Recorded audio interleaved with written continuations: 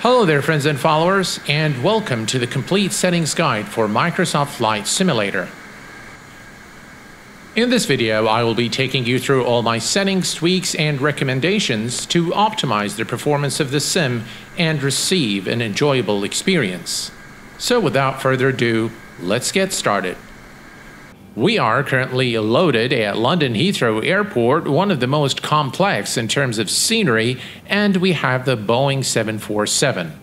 This was the baseline that I've used in order to tweak my settings and get to that sweet spot in terms of performance. 31 FPS is considered pretty good. It allows for an enjoyable experience in the sim without any stuttering. As you can see, as I pan around the camera, everything looks good. And we're going to be taking off, and we're going to be doing various tests with different aircraft in different scenery in order to assess the performance with all the settings and the tweaks that I've done. So first, let's take off and assess the experience in the Boeing 747. Parking brake is released, and we're going to give it full throttle.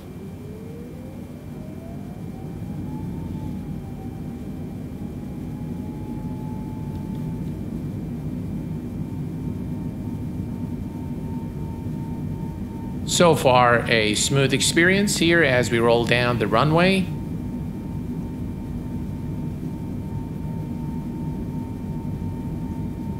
No stuttering whatsoever. V1 and rotate.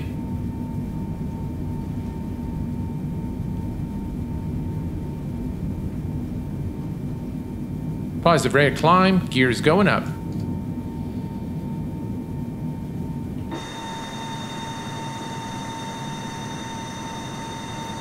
FPS fluctuates between 29 and 30 FPS. And as you can see, the scene looks pretty good. So far, no stuttering. And if you see any stutters, it's probably from the YouTube processing the video and not from the actual footage. Let's make a turn here.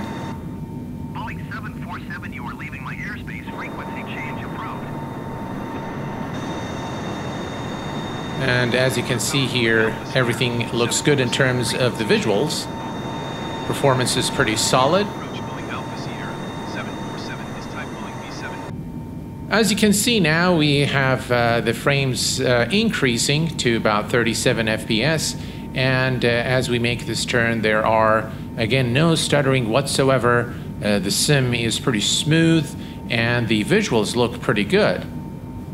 So let's begin with the graphics settings. VSync is turned off. I have tried turning this on, but I get better performance with VSync turned off because I have a G-Sync monitor.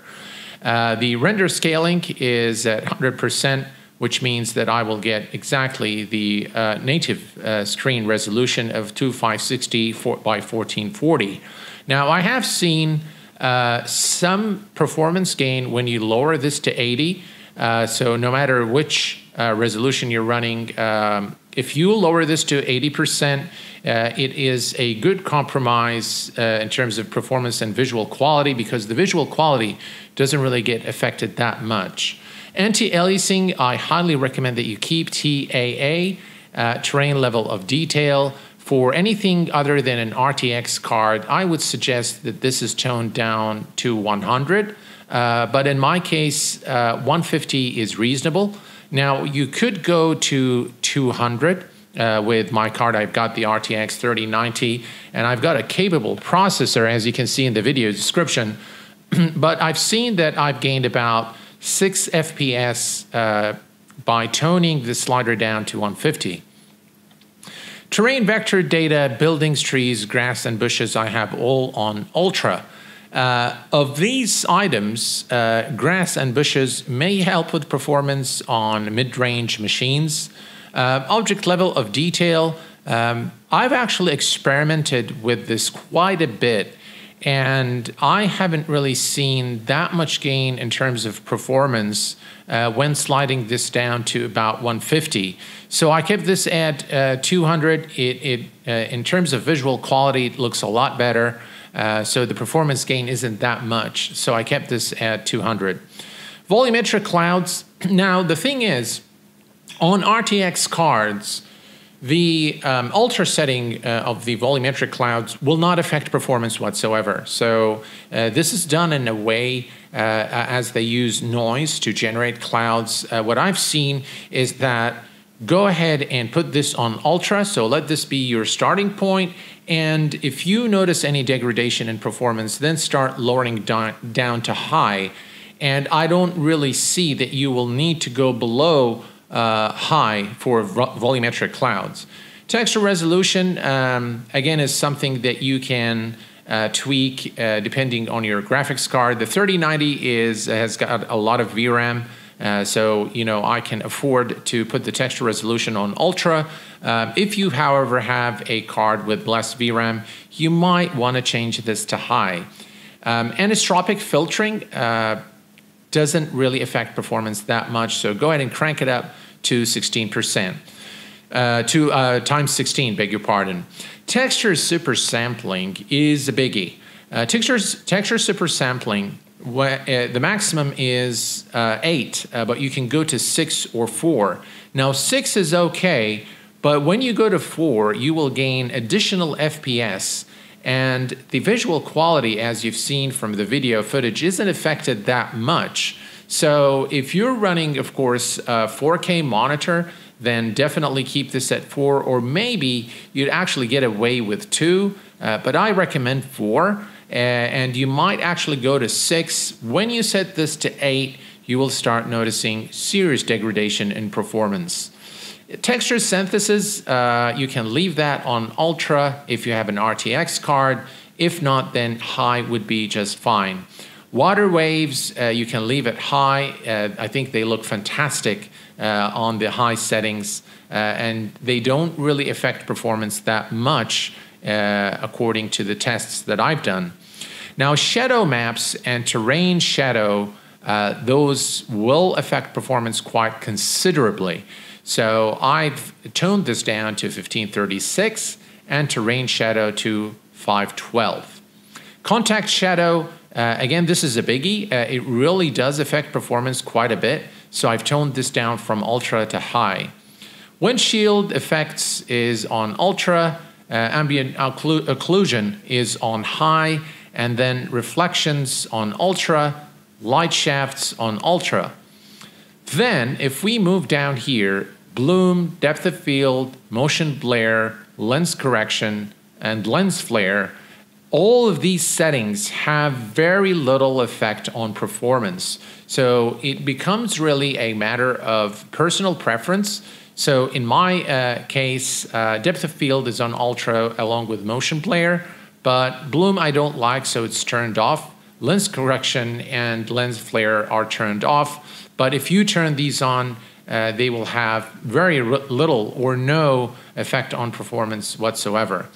Glass cockpit refresh rate is a big one, and a higher value will significantly reduce your performance. So I highly recommend that you put this on low, even if you have a high-end machine like the one I have.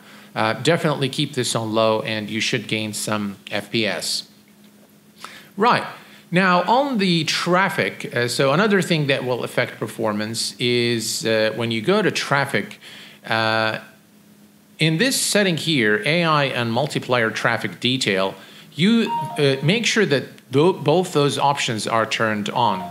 Use generic plane models, AI traffic is turned on, and use generic plane models for multiplayer. This will significantly reduce the CPU load.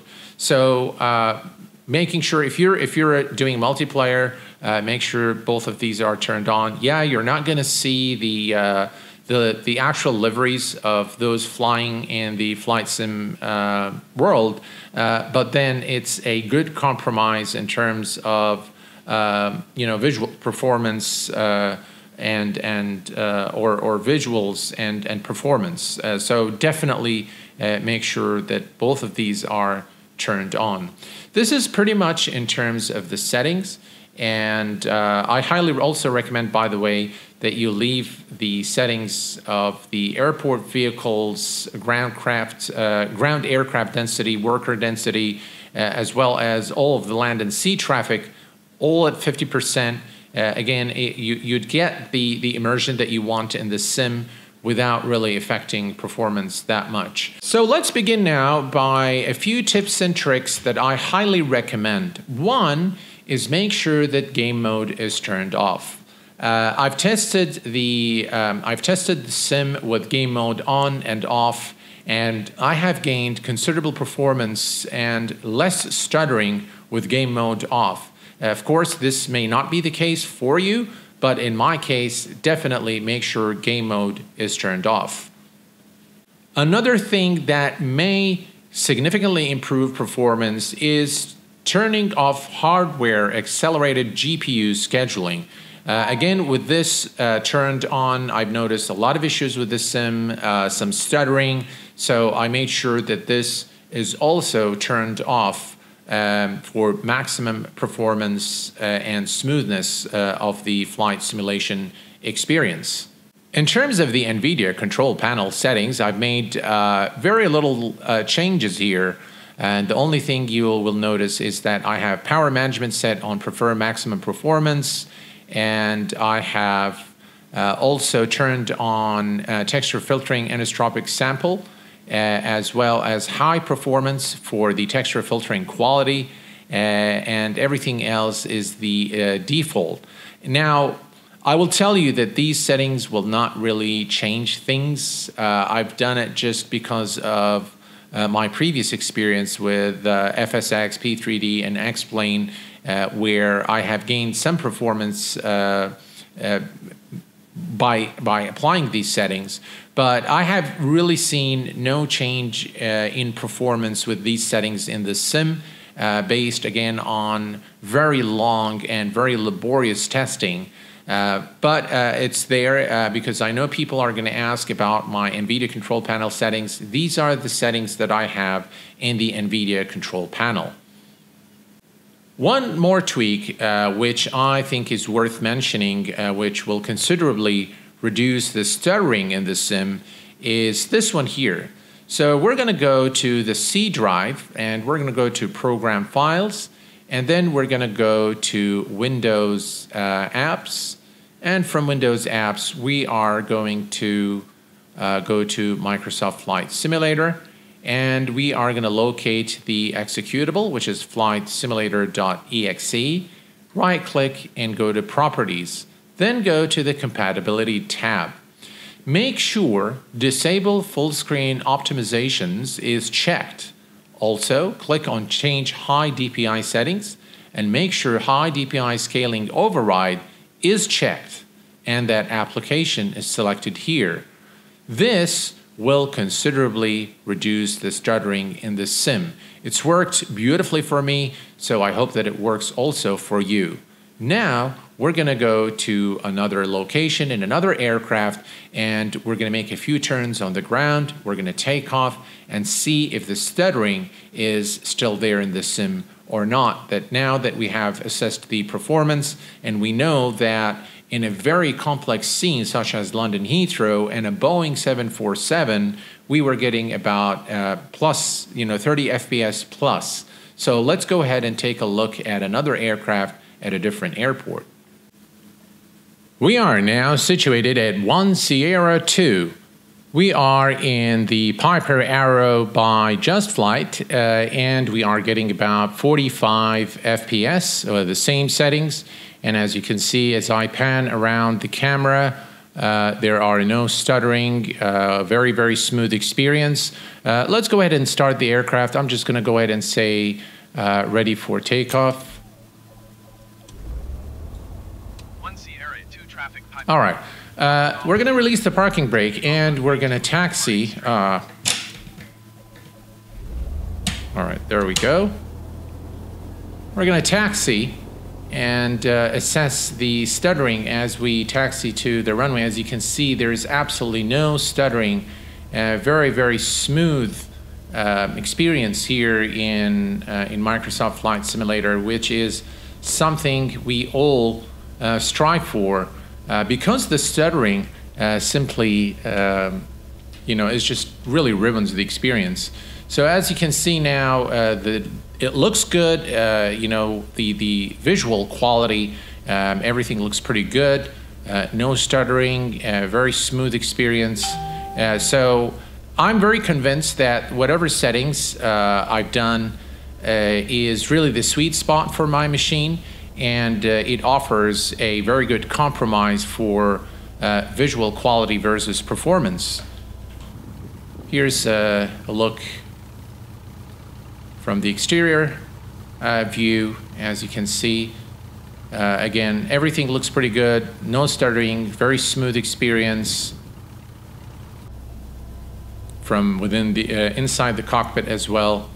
No stuttering. And normally the stuttering, by the way, is most significant during turns, and so we are approaching the runway, and we're going to turn for runway 28, and we're going to take a look and see if there is any stuttering as we make the turn. Again, no stuttering whatsoever. Very, very smooth experience.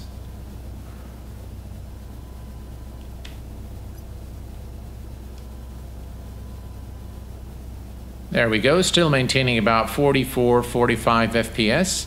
Let's give it full power.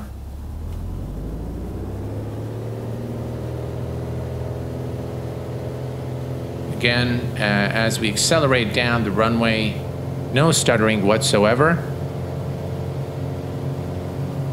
Right, rotate. And positive rate, gears going up.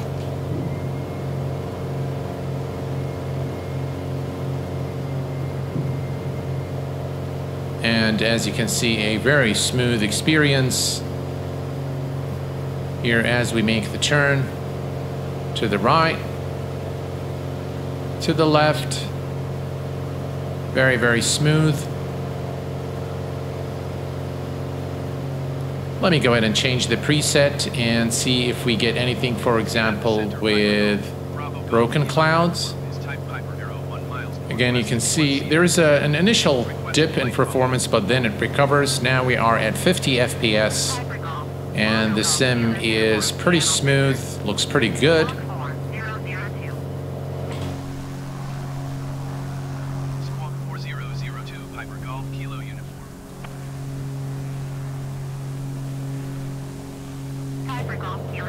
And we can go ahead and change the preset now to, let's say, rain.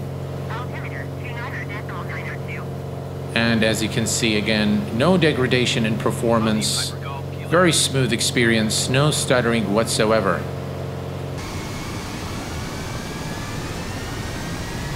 Our last test today is going to be around McCarran International Airport, and I have the Fly Tampa Las Vegas City and Airport installed. So this is a payware scenery.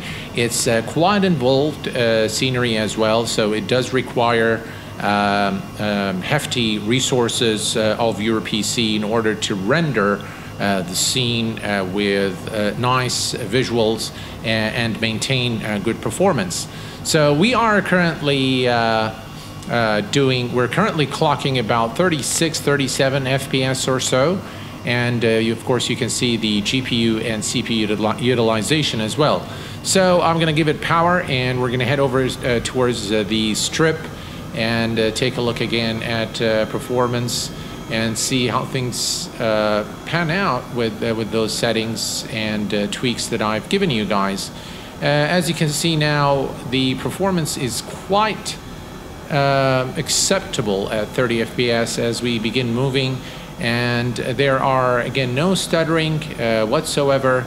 So that is the main thing. If you get 30 FPS and you get no stuttering, then that's pretty much what you want in order to enjoy the flying experience in the sim. 29 FPS is not bad. This is a very involved scenery here at Las Vegas, and really a brilliant job by Fly Tampa. But as you can see, we are getting about 27, 28 FPS, but the experience is still pretty smooth.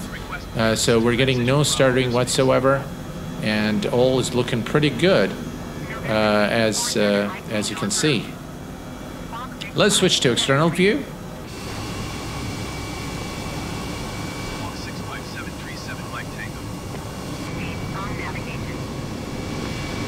You can see now as we fly down the strip, we are getting about 29 FPS or so. Again, visual quality is superb and no issues whatsoever. Again, you can see the FPS, and you can also see how smooth the scene is as we fly down the strip here. Well, folks, this is pretty much what I wanted to share with you in this video. I hope that you found this video useful and insightful. If you have any questions, as usual, please do post them in the comment section below. And until next time, please take care of yourselves and each other, and I will see you all very soon. Thanks for watching, and bye-bye for now.